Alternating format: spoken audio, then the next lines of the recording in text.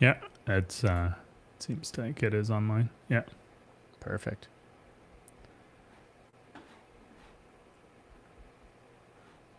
Let's do this. Welcome back to weekly. We missed a week, but We weekly missed a week. Yeah. Canadian macro We had good investor. reasons. Yeah. I think there's. Um, it was nice though. I mean, I guess it means people are listening to the show because a couple of people reached out to me and they're like, "What are you guys still doing this?" And I was like, "No, sorry, we just took a week off." But anyway, we on a weekly basis, we talk about macro and the way that it interacts with, I think, Simon's world, which is more on the equity side, and my world, which is more on the real estate side, and real estate being particularly exposed to interest rates. So that's kind of what I pay a lot of attention to. A lot. I mean, even last week we had a lot to talk about, but then this week, I think there's even more, right? So you saw ECB hike last week. We saw who else? Bank of Japan. Yeah. And it's funny. I mean, Warsh basically Wars. Yeah. Warsh basically signaled that they probably will end up hiking, which the market has sort of been pricing in. It's just funny, right? Like I don't know. Like I think they'll do it. I don't. And then I think in Canada you have the Canadian dollar. I mean, the U.S. dollar is obviously strong ahead of the market trying to price in that they'll hike, and Canadian dollar probably signaling that the Bank of Canada won't be able to follow in that. I don't know. Was your assessment the same as mine? Like, does that seem to be kind of what's going on? Yeah, I think, well, for the Canadian dollar, I think that would be it. And then you factor that in with the Iran memorandum of agreement with the U.S., lower oil prices. So you have that kind of double whammy in the Canadian dollar. And then I'll just share here, obviously, we've shown this quite a bit, but the CME Fed funds rate, now they're really pricing in a rate hike really soon, essentially almost guaranteed now in the September meeting. Yeah. So that's a bit of a change. I was a bit surprised, but did you listen to the press conference from Warsh? It was pretty As much good. as I could. Yeah. No, Yeah. it was good. It's just funny, right? Because like everybody was sort of talking about how like Trump would install him to get cuts, and now we're talking immediately about hikes, right? Yeah, I mean, he had some good lines. I mean, my biggest takeaway is that he's not afraid of changes. So he said they'd be doing like 5 task force, one to look at communication. So people might think, oh, why would they look at that? But the way that Fed talks, those press conference, Jerome Powell, and even before him, like they would put a lot of emphasis on communicating with the markets, which often just leaded the markets to be confused, to be Yeah. honest. I think for the most part they were confused too. Like Yeah. not that we're any better than them, but it's just they the guidance is not necessarily a good thing, and he actually decided not to provide any guidance. So the dot plot that usually are given by FOMC members, he decided to actually not do it. So it kind of shows in terms of what he thinks for communication standpoint. He said there'll be press conference, but there'll only be some if there's something useful to communicate. So they will just won't talk to talk.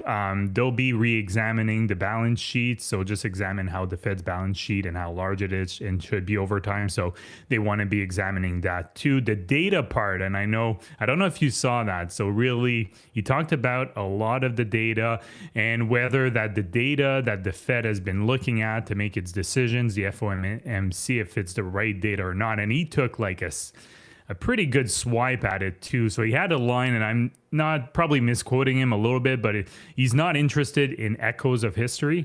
And to illustrate that point, he referenced non-farm payroll surveys that sure they can be useful after the third revision. But that third revision happens like a year after the numbers actually come out.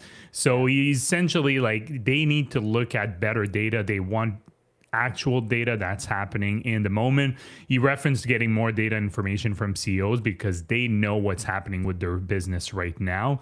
And they're really looking at new techniques, also getting data from the public sector, but just kind of revamping that. And that's the third thing they want to look at. They want to look at in terms of, again, a tax for productivity employment, and then the inflation framework, even looking at whether that 2% inflation target is still appropriate or not. Right.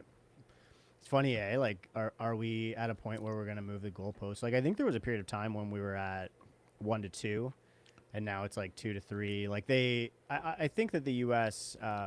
It seems like they want to continue to let the economy run reasonably hot without, like, as long as the consumer can absorb it. And I think it's convenient that their consumer data, a lot of it is propped up by the disparity in the U.S. Like wealth. What was the figure that we mentioned? Like 50% of consumption comes from the top 10% of earners.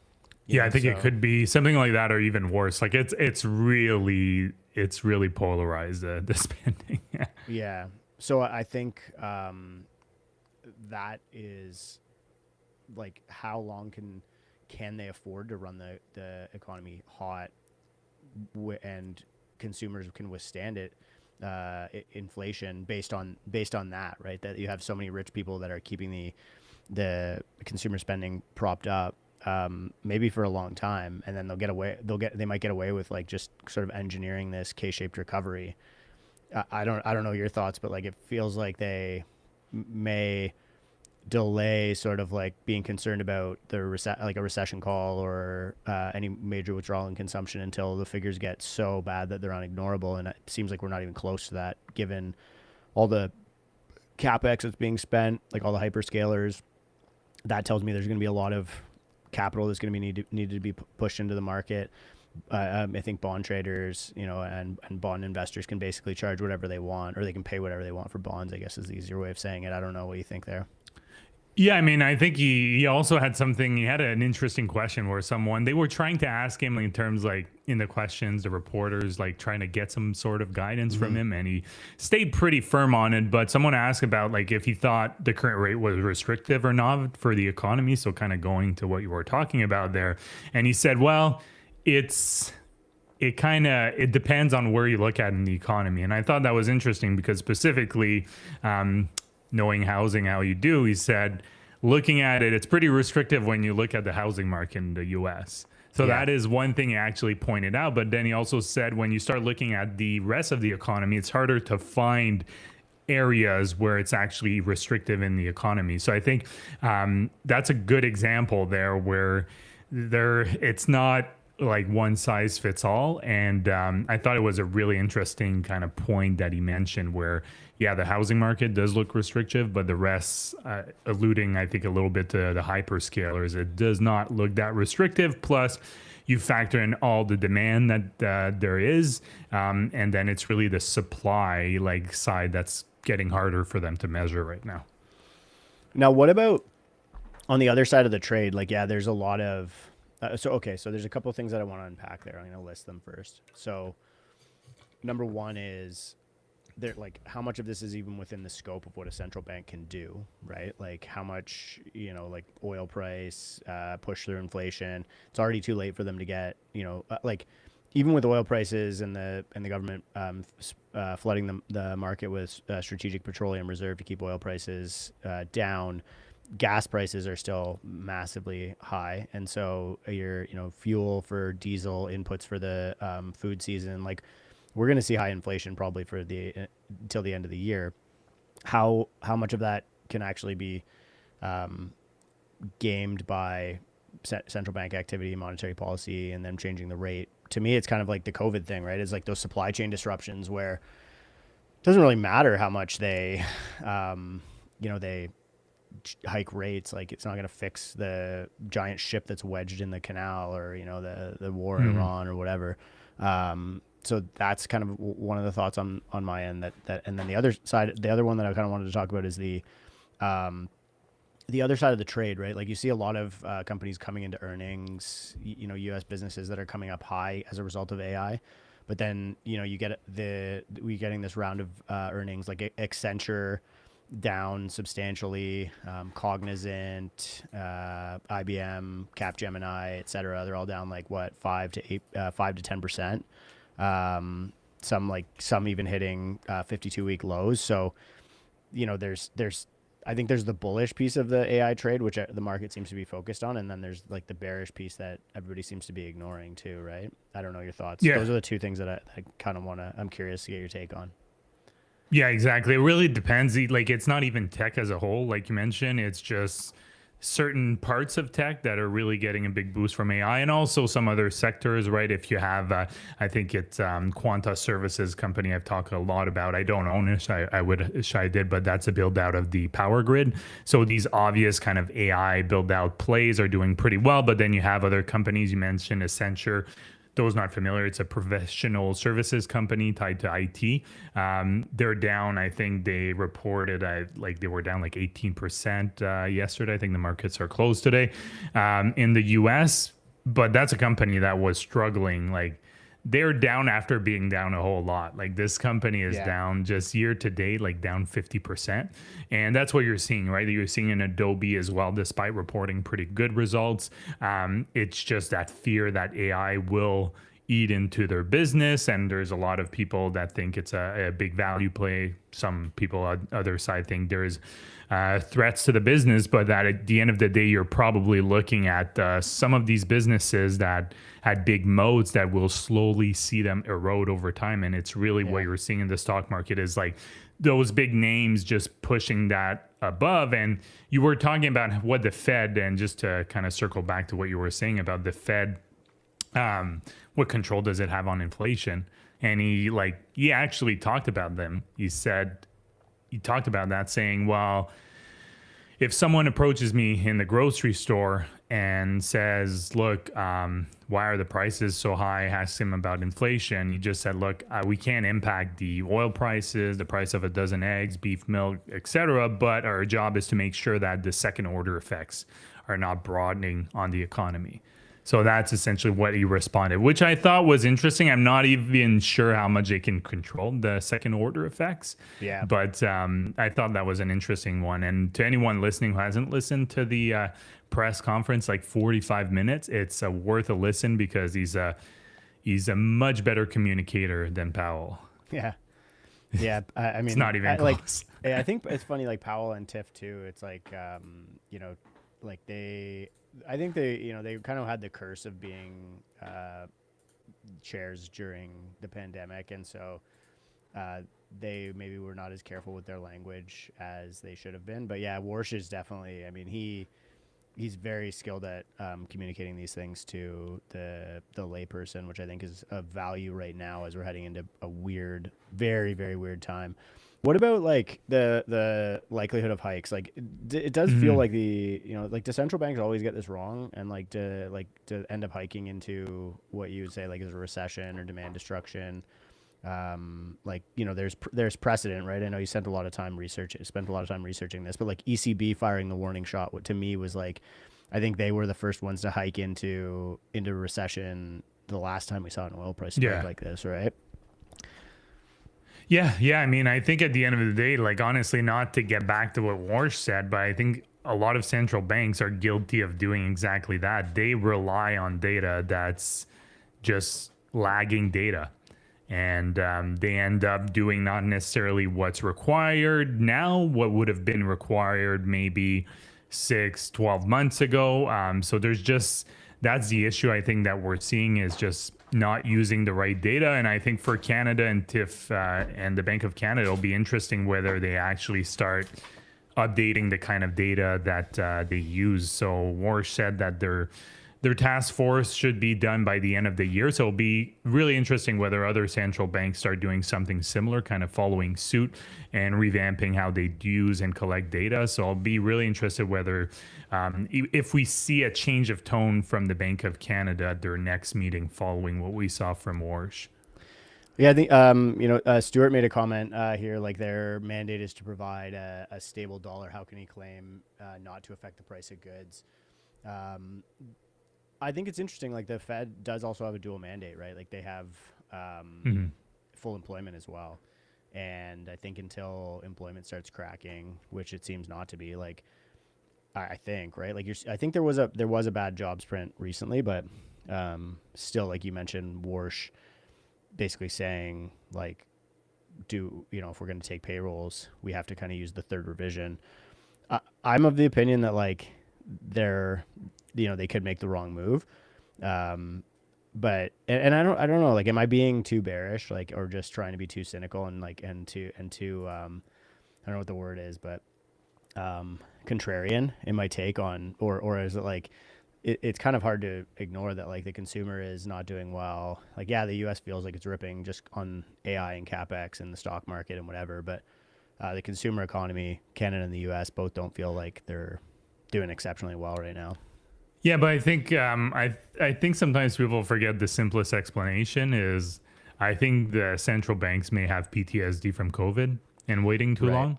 And I Yeah. think, that is probably a fear. A lot of these central bankers were there during COVID and literally they screwed up pretty badly and saw the worst bout of inflation since the 1980s, pretty much. So I think that is still weighing heavily.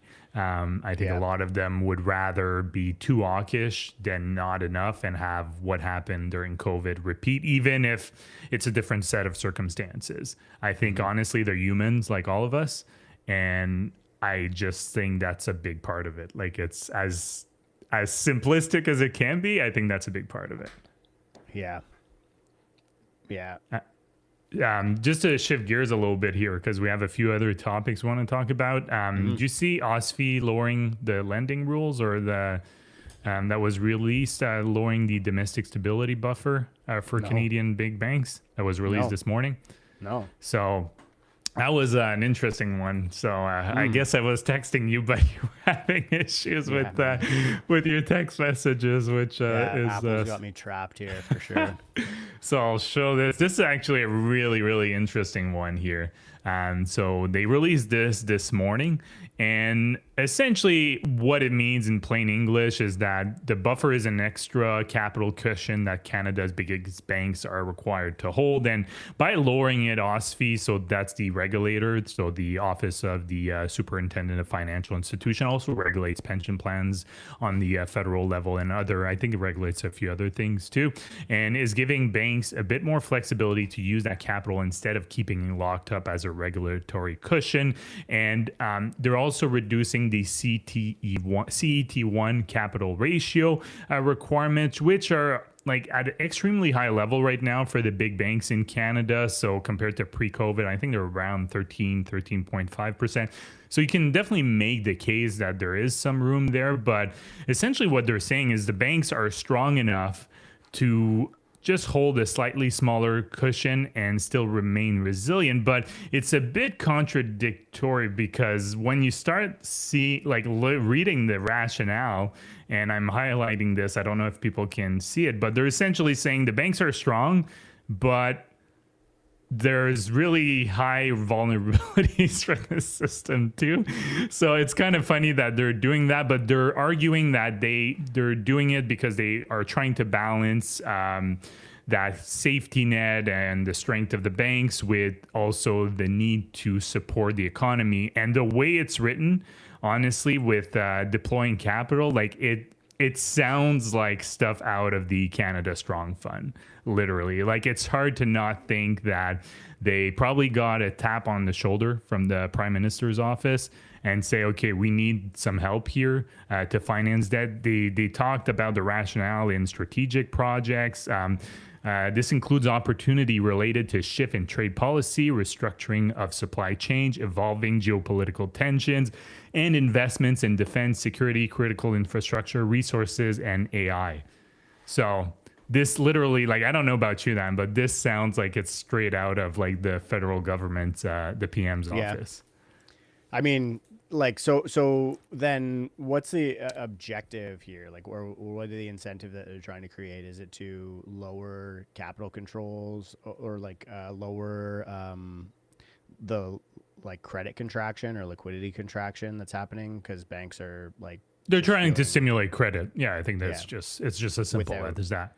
Yeah. which is funny. So that's like basically fiscal side trying to do the job. I mean, Cardi's basically playing central banker then if you think it's coming from the PM's office.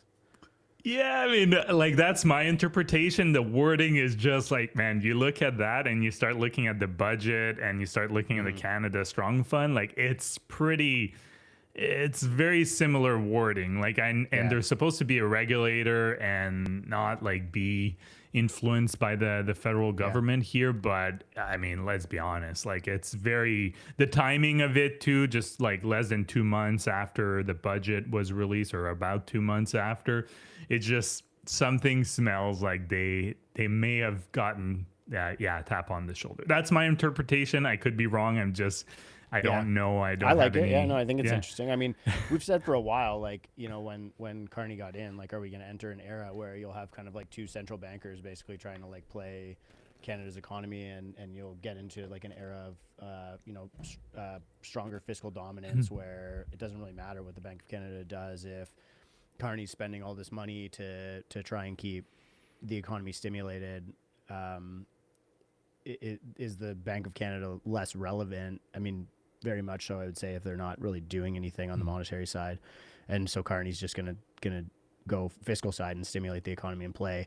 You have basically two central banks, kind of trying to game the like the credit environment now, spending to create jobs and economic growth and private savings, and you've got a lot of progressive tax policy that's been trying to reduce costs there as well. So I think, it's funny. Like it's They basically what we said literally is gonna show. happen too, right?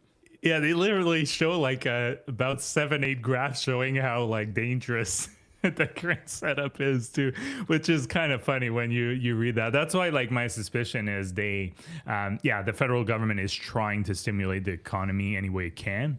And it just identified that as a way to potentially do it. But essentially, like you just look down and they're trying to like, I don't know if it's a justification or just they're trying to cover their rear ends, but they're just showing all these graphs that don't look too good for the Canadian. Was that in the summary note or? Yeah, that's in the rationale. So yeah, I guess summary note. Sorry, yeah, that's what it is. So it's I was looking at that and it just I mean, obviously they must think the Canadian banks are in a good spot right now, but again, the allowance for credit losses are like as percentage of their total assets are extremely high. So the banks clearly are provisioning. Do they have more than enough capital set aside for that? I guess OSFI's arguing yes, despite all the risks. So, but at the end of the day, for me, it's a clear like government is trying to stimulate the economy, and that's a way they're trying to do it. Yeah. Yeah, it's funny because they like bank like loan loss provisions are increasing, yet they're saying you can take on more risk. Is that like kind of what's happening right now? Well, I guess they're arguing that the banks have enough of a buffer despite the risk. I guess that's what they're arguing. Yeah, they're saying that that's how I'm interpreting it. There's definitely some big risk for the Canadian economy, but that the banks are positioned well enough and they can allow themselves to take more risk by lending more. Right. It's funny, man. That's which I don't know. To me, it's just like it's contradictory, but maybe what the hell do I know? Well, like it is. I would say like if banks are needing to de-risk their books, like allowing them to get to a higher leverage position the only argument you could make is that like credit has like vintages, right? So the risk that's on their books is of an older vintage credit. Like we know that your mortgages that are going to and I really only pay attention to mortgages and like a couple of the types of consumer credit that precede them. So like auto loans and credit cards, let's say, but you're on your mortgage vintages, your mortgages that are going delinquent the fastest are 21, 22, 23, 24. And so you could say, oh, well, they're shoring up loan loss provisions for those and to try and make room for them to create more credit in this new credit environment where the risk has passed, right? And we're probably, we're not in this environment where rates are going to go up or prices that people use to purchase homes were way higher and they're at risk of loan to values getting blown out by prices falling or whatever. Like they might just be saying, hey, we need to stimulate and create a lot more new credit in this environment which we perceive to be less risky, and we're setting aside like the last 5 years of lending where all that risk or a lot of risk was created, and saying, yeah, they've done enough to shore up loan loss provisions to deal with that risk. I don't know, like that's the only, and I'm just trying to play devil's advocate and give them the benefit of the doubt here, right? Yeah. But like that's kind of the only argument that I could say that they could make that would like be a reasonable explanation. It's interesting though, because like, I mean, the primary way that banks would put this credit into the market is through mortgages, right? I think, I could be wrong, but like I think that's probably one of the biggest ways. So will this be stimulative to the housing market, and is it them trying to be stimulative towards the housing market? What are your thoughts there? I mean, I would say no, based on their statement or the underlying intentions. Well, I feel like they'll never come out and say like, "Hey, we're." I mean, like, you know, it's like the HST removal policy, you know, where they're and even that one they kind of did say like they want to stimulate well, they said housing affordability, like, but you know, the goal, like they did Ford actually mentioned, I think, like, you know, he maybe misread his talking points that he got from Carney's team, and he was like, we got to get construction back on track, right? So I mean, they can't really say, hey, we're trying to floor the housing market. Like I don't think they can do that. I think they're really selling it as stimulating the economy as a whole, but also supporting these like projects and the ever-changing geopolitical, you know, environment that we're seeing. So that's how they're framing it. Are they trying to put a little bit of a floor on the housing market, especially in the GTA, or like, I guess GTA and Greater Vancouver area, I think, are the two hardest hit markets with what I know. And obviously I don't know as much as you do on that front. Yeah. Maybe they are at the same time. Maybe it's like kind of trying to do, you know, hit a two birds, one stone type of deal. That's very possible. Yeah. 100%. Anything else you want to talk about? There's one more thing I wanted to go through, which was population growth, but I'm curious if there's any other stuff you wanted to chat on. I mean, I think we didn't really talk about the podcast about the Iran war. Have you looked into that a little bit? Yeah. Too? So like, I guess, I mean, Friday of last week, it was like, there's a deal, you know, and you and I like sent it to each other and kind of like laughed and said like, oh, you know, so so there's a couple Trump things that came out, right? So there was the Iran thing, and I think everybody, the market's sort of just like pricing in that it's wrong now at this point. I think like anytime he says, oh, we're gonna have a deal, it's like, okay, like, cool, yeah, good one.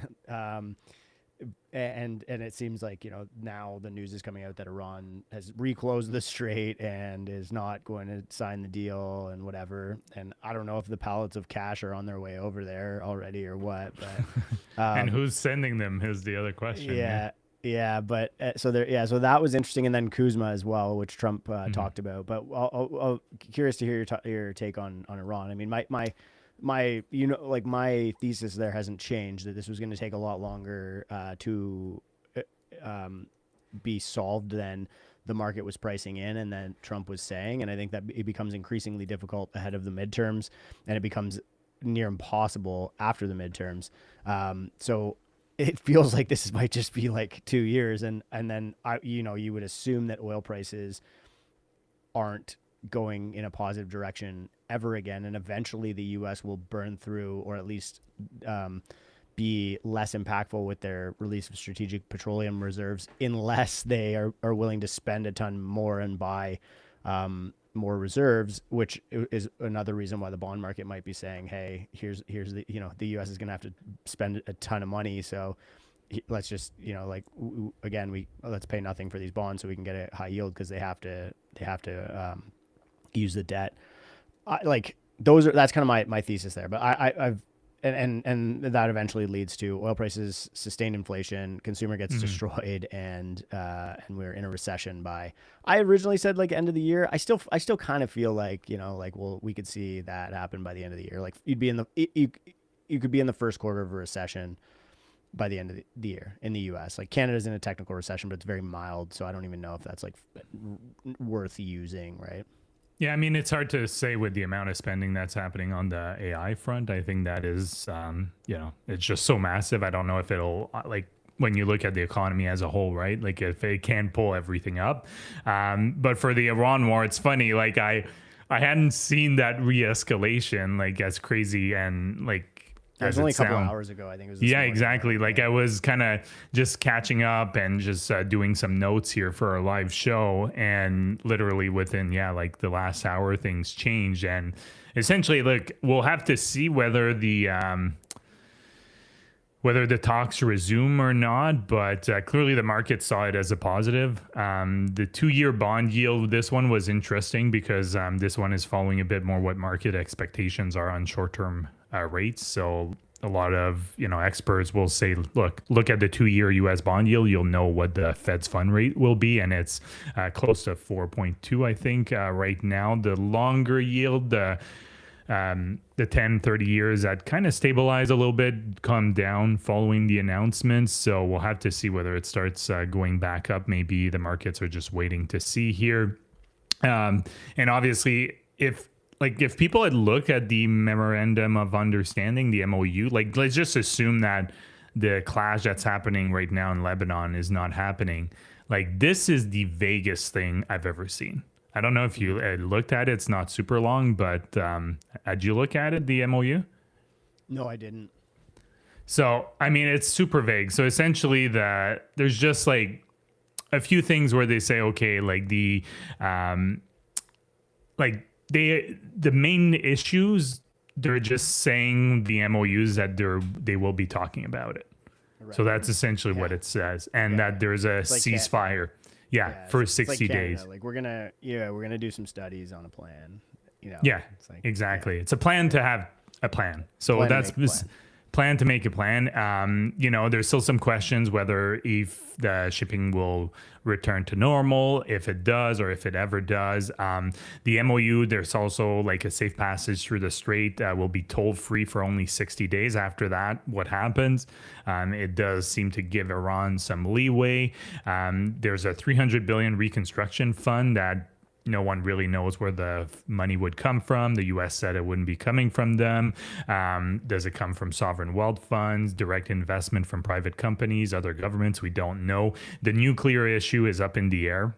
That is the biggest issue. It's still up in the air. It says it will be negotiated. There's also a question what, key stakeholders in the region, are they on board or not? Because the impression that we got in the news, and the more I've listened to some experts too, is that the U.S. did this deal with Iran and Israel wasn't really involved, and other Gulf nations weren't that involved. They may not like the kind of regional influence that Iran may be gaining with this. Israel, on its hand, has its own security objectives and concerns.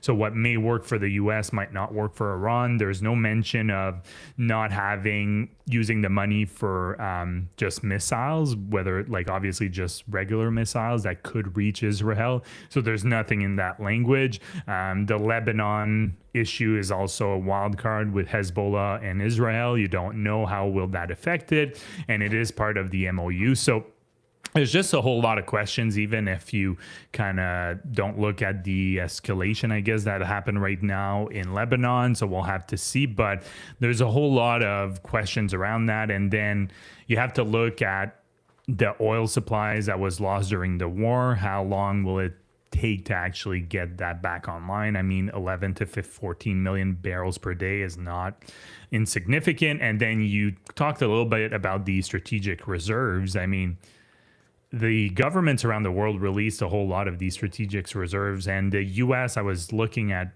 it hasn't been this low in decades for the U.S. And governments get into an issue, even if everything is resolved in the next like 60 days and everyone, sings kumbaya and everything is good, like as it was pre-war, like governments can't start refilling these strategic reserve extremely quickly. Because if they do, then they put upward pressure on oil prices. So they have to strike that balance between refilling them, but not refilling them too quickly so it doesn't push oil prices higher. So there's a whole lot of questions. And I think the market is just maybe too focused on the AI trade. I'm not quite sure, but seems to think that there is not all of these risks involved. And that's been a bit of a head scratcher for me, at least ever since this started. Well, it's funny. Like I think we kind of made this joke the other day, like when we were on with Zayla from when we were on the BMO podcast, where we were saying like we talk so much about macro, but like it feels like it's irrelevant to your world right now because like you can give the most like bearish macro news and the market like still rips.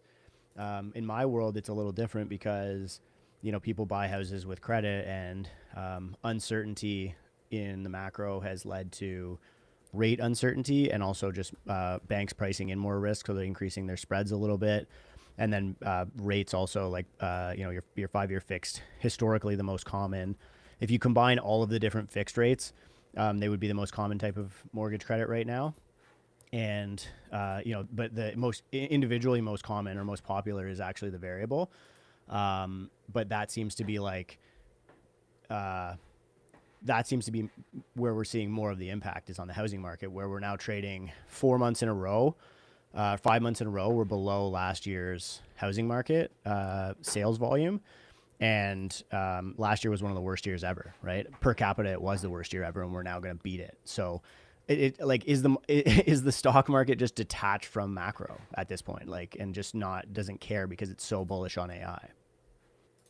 Yeah, I mean, it could be. I think, yeah, no, that's a very good point. I don't know. You just see all of these things, all of these risks, and you just wonder at some point, like something's going to break. I'm trying to make sense of it, but I just can't make sense of it. If you start listening to some experts and all of these things work and just kind of start digging a little bit than just the headlines on what's happening in the AI space, I mean, there's a whole lot of risks for the global economy right now that just seem to be completely brushed off.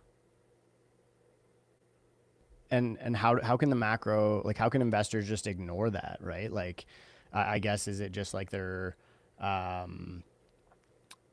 they're basically just saying like AI is so strong that it will like it doesn't matter, like macro doesn't matter, rates don't matter. Like, are they pricing in the actual possibility that it thinks that we're heading towards this like kind of post work, like post money environment? Like, I don't know. I mean, I know I'm sounding crazy right now, but like this is the stuff, Yeah. this is the discourse that you hear right now. Mm-hmm. Yeah, I mean, it's hard to say. I think right now the market's, I guess, I kind of think, because, I play, poker like every now and then. And I think there is a very similar thing with poker and investing and just that relate to markets is in poker, fear drives action. So it could be fear of losing money, or fear of looking stupid, like whatever. You have to figure out what fear is driving a certain player, and then you kind of act accordingly. And I think the market is the same way, right? So right now, I think the fear of missing out on this amazing AI trade, on this revolution. I mean, every day you look at the stock market, you see semiconductors are just crushing it, just going up. And that fear of missing out is just overtaking everything else. But as soon as it's a pendulum. The markets are always like that. So right now we're on the high pendulum, and that fear of missing out is just throwing to the side all kinds of, perception of risks in the market. Yeah. Just making investor disregard that. And then at some point it will go to the other side, and where fear of capital loss, losing money will take over. And that's when Isn't that you can fear of overpaying? fear of overpaying. I mean, whatever it is, right? Like, I think that's just what it is. I think that's simply put, I think that's what it is, because I think there's no question that we're in a bubble right now for AI stocks, specifically the ones that we all know. Doesn't mean where in the bubble are we is the exactly.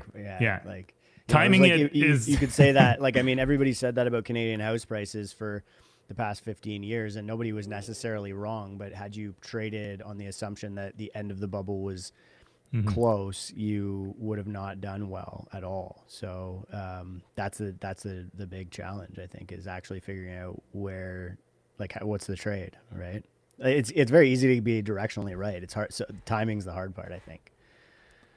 Yeah, exactly. I think it's that, but it can also be true, and we've talked about this before, like it can be true at the same time that you're in a bubble, but you're also looking at a technology that will just revolutionize like how we do things 5, 10, 15, 20 years from now. I think both things can be true at once. And I've had a whole lot of people Well, that kind was of like push the back. internet, right? Like Yeah. that was like the internet when I mean that didn't stop the internet from being in it, like creating the .com bubble and people picking the wrong players. Like a lot of these companies could just not exist in many years, right? Some might over lever and get destroyed on this. This capex spend. Like everybody's taking on debt to do it, right? Yeah, it didn't prevent that from happening No. in 20 years ago. Yeah, and if you look back to, I think you're probably a bit young for that, but in the 1990s, I remember like being on Alta Vista and you had Netscape and all that stuff. If you asked anyone in the late 1990s or 2000s if they thought back then that the internet would be what it is today, like they probably, no one would have believed you beyond their wildest dreams that it would be that. Everyone's always terminally online on their phones at all times with a tiny little touchscreen in their pocket, talking to each other, don't even have social lives outside of this stuff. Like, yeah, I mean, that would have been a hard reality to believe. And not using your landline phone line to actually dial up and go on the internet. So I just want to mention that because we probably can't even conceptualize how much AI will change the world in like 10, 15, 20 years from now. But it still doesn't mean that we're in a bubble. And I think it's funny because I've had this discussion and argument sometimes with people that are super AI bulls. And I'm like, I don't disagree that, I think it's going to be something that really will change the world, but still doesn't mean we're not in a bubble right now. But I think that doesn't mean that the valuations are correct. Like, no, exactly. Especially that we're seeing now, like the token maxing era, you're starting to see a lot of businesses actually start regulating how much their engineers can use AI to code because it's getting too expensive. Like now that they're switching to API plans and stuff, like AI, the economic incentive to use AI at scale made a lot more sense when it was being subsidized.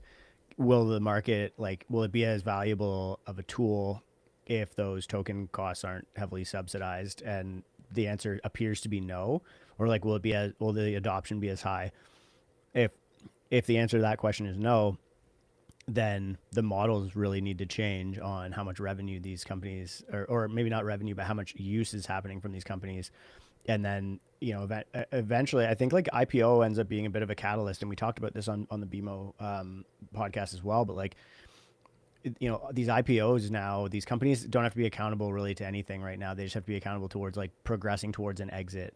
They're with VC capital, which is pretty high risk now, but you go to the stock market and indexes and large funds and, SpaceX would be the first one, but then you get to OpenAI and Anthropic. We're probably gonna have 3 back-to-back multi-trillion-dollar IPOs, one that's gonna pull a ton of liquidity out of the market from other stocks into their stock, but 2, it's also going to create a layer of accountability that I think, not immediately, but clearly based on SpaceX, but eventually requires that they get priced into reality a bit, right? I don't know. Yeah, no, it's true. How long will the market tolerate these companies losing massive amounts of money? So we don't know once they're public because they have to be more transparent. And the other question worth asking that I think a lot of people aren't asking right now is you're seeing these hyperscalers spending, hundreds of billions of dollars. What happens is the bottlenecks just start really pushing back how quickly these data centers can come online. So think about the power demand, the electrical grid, the power that needs to be used for AI, or the locations. A lot of communities now are pushing back on having those data centers in their communities. That could start impacting a whole lot of that spend, or have it be put on hold because you have some physical limits, actual physical limits to doing that, or the trades even required to build these data center. I think sometimes we just take for granted they're just putting all this money in CapEx, but there are some bottlenecks, real world bottlenecks that they'll also have to be dealing with. For sure. Yeah, to completely agree, man. Anything else you wanted to add before we go?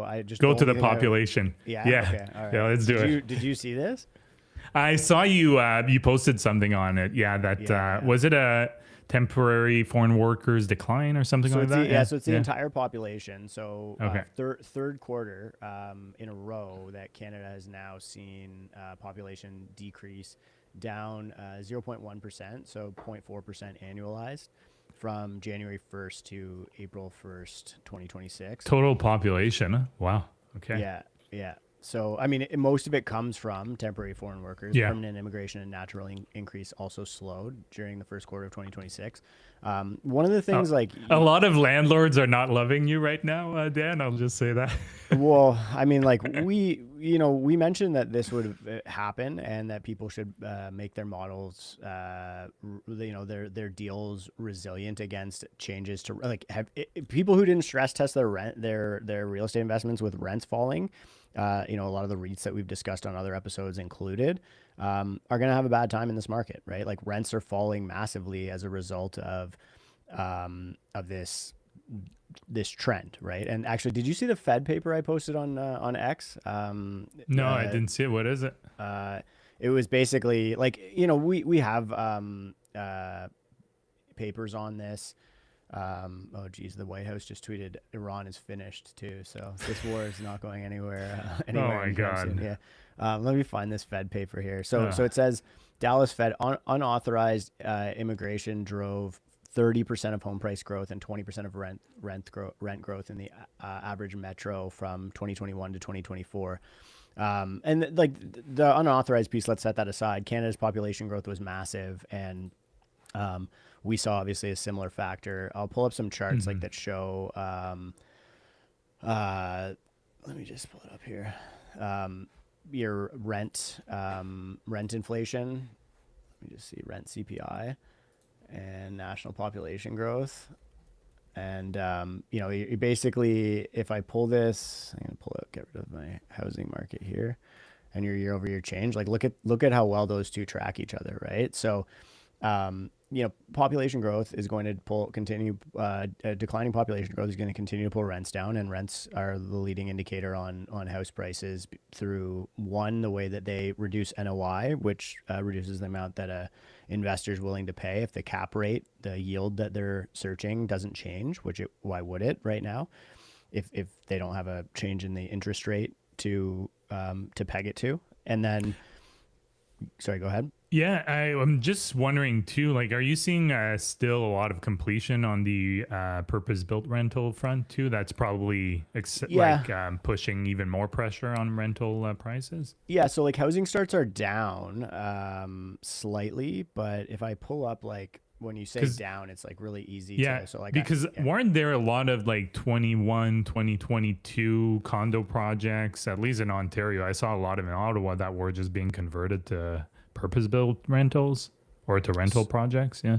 Yeah. So, like anybody who has a condo pipeline, who has units in the pipeline that were contemplated as condo, is pivoting to purpose-built rental. They don't really have a choice, right? Like unless you're like a legacy landowner and you have a lot of time on your side. But if you bought the land recently, which like if you're in the condo trade, you probably would have. Like those guys were basically like buying inputs, land, and then selling outputs.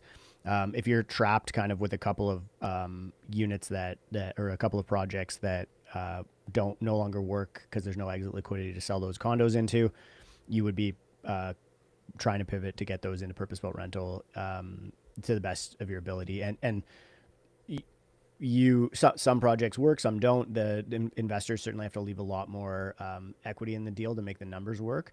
But basically, like the pipeline will probably in Toronto like the idea that everybody's saying, oh, we're not going to like they're going to have zero supply by 2028. I just don't like. I think that the market will find a way to keep it supplied on the purpose-built rental side of things. We'll probably won't see a lot of condo supply, but I don't think that you might get a 1 or 2 year gap where the market supply is down, maybe 28, 29, and if population growth resumes, which is projected to by then, 28, I think 29, you might see like a little bit of the start of a recovery take place with a excess demand scenario. But beyond that, I think like at a national level, we're building more residential than we have ever. Rental as a percentage of total construction is the highest that it's ever been, or near the highest that it's ever been. So I think there's a lot of factors that would say, we're probably going to be in an excess supply situation longer than we need to worry about an excess demand situation in the next like 3 to 5 years. Yeah, no, it was just curious because you're showing that in the population decline, and it just kind of feels a double whammy, right, for landlords right now. So they're getting population decline, more supply in the markets too. I just, am I wrong to think that there's going to be downward pressure on rental prices for at least another year? Like you tell me, like the space more than I do. Yeah, so I would say that you are correct. Like it would be reasonable to assume that you would continue to see downward pressure on rents, or at least like they will, like eventually they'll get to a point where new household formation becomes popular or possible. People feel compelled to maybe like, people who are staying in their parents' basement or whatever, like decided not to go rent a place. Maybe roommates was for a period of time the fastest growing household type in Canada. Those, when does it become economical for those households to actually go and do new household formation? And that's when you start like maybe seeing rents floor a little bit. I don't think we've seen it yet, right? And like you can see, I have this chart up here that shows condo starts versus rental housing starts in Canada, and this is indexed to 2005, but like even if I go to just like dual access, you can see basically like your condo starts have dropped substantially, and your rental starts are hitting all-time highs. So programs, and this is more of that fiscal side that I mentioned, like programs like CMHC MLI Select, which gives large landlords the ability to take on 50-year mortgages and buy down their monthly debt service, which increases their net yield, right? Or their net, I guess the ability reduces their burden on their debt service coverage ratio. So it allows them to make worse deals cash flow, basically. It's gotten a lot of, as a result of the taxpayer insuring these loans, it's gotten a lot of supply created. And that's going to drive rents and prices down. Yeah, no, that's really interesting. I mean, it's so different than what we saw during the pandemic. It's like almost again, speaking of pendulum, it swung way on the left side, and now it's on the right side. But aside from that, was there anything else? No, I think we're good, man. That was a good one. That was a good one too. I'm just checking here. Like I had a few notes, but we talked about everything. I mean, we skipped a week, so there was a bit more stuff to talk about. We had the OSFI thing released earlier this morning, so that was interesting too. I didn't even know that one, so that was good. It's okay. Like you gotta get Apple to fix your iMessages already. I know, man. I'm working on it 100%. Okay, cool, man. Well, I'll see you again in a week. For those of you who are tuning in, thanks a lot. Appreciate it. Always happy to have you on here, and we'll see you again as soon as we can.